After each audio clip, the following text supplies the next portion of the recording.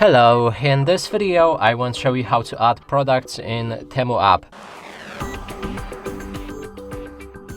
And to do this, first we'll need to find the product that we want to add to our cart. So let's choose this headphones.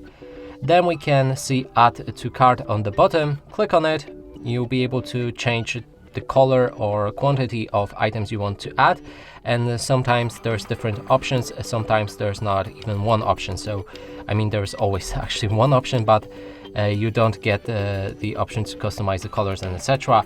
In this case we have it, so let's pick a black one and add it to our cart. Now we can go back, select cart, and here's the item that we've just added. And that's it for this video. Hope you like it. Please consider subscribing to our channel, leave a like and a comment below.